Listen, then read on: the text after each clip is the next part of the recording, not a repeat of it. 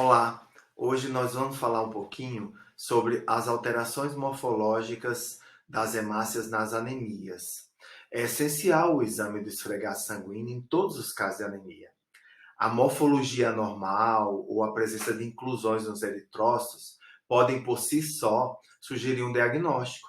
E durante a microscopia, deve-se atentar para alterações além das hemácias nos leucócitos e nas plaquetas. O número e a morfologia das plaquetas e dos leucócitos é essencial, muitas vezes, para fazer um diagnóstico já através do esfregaço do sangue periférico. Então, você pode encontrar células anormais, como eritroblasto, a presença de precursores granulocíticos e a presença de células imaturas, como blastos.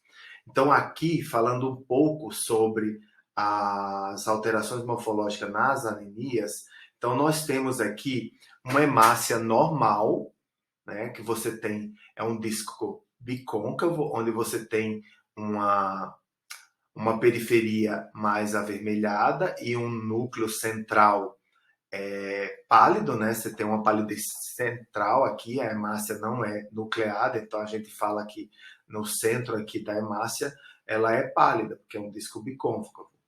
Então você começa a apresentar anomalias aqui quando você tem um macrócito ou macro-ovalócito, onde você vê em pacientes que apresentam anemias macrocíticas ou anemia megaloblásticas, e em algumas doenças que podem apresentar esse macrócito, como a hepatopatia, alcoolismo, as hemácias em alvo, onde você tem aqui, além da palidez, você tem um ponto, o alvo aqui, né, da hemácia. Isso a gente vê muito em hemoglobinopatias, em pacientes com talassemias, mas você pode encontrar em deficiências de ferro graves, em paciente hepatopata, ou após a retirada do baço após a esplenectomia.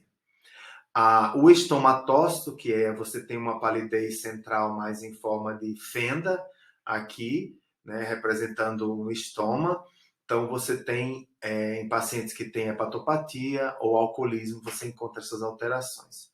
Células em lápis, a gente vê muito em pacientes que têm deficiência de ferro, anemia ferropriva. Equinócito, né, essa hemácia aqui crenada, a gente pode ver em pacientes com hepatopatia, pós-esplenectomia, ou muitas vezes artefatos de conservação da própria do esfregaço da lâmina do sangue periférico.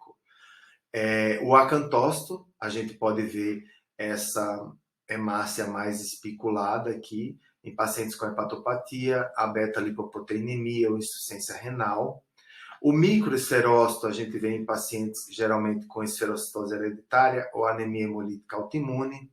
E em pacientes com septicemia você pode ver, mas é principalmente em pacientes com anemia hemolítica autoimune ou esferocitose hereditária.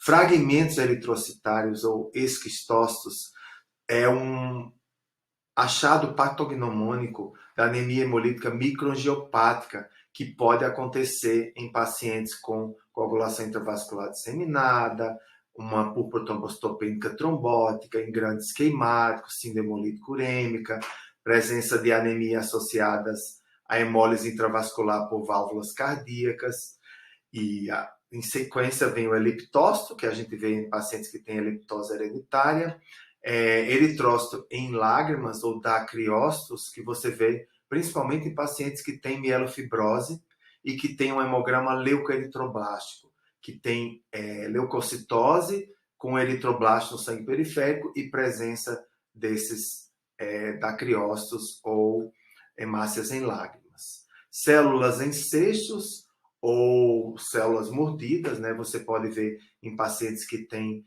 deficiência de G6PD ou alguma outras hemoglobinopatias, e células falciformes, né, em foice, forma de foice, você vê em pacientes com anemia de células falciformes, e o micrócito que a gente vê em deficiência de ferro ou nas hemoglobinopatias, ok?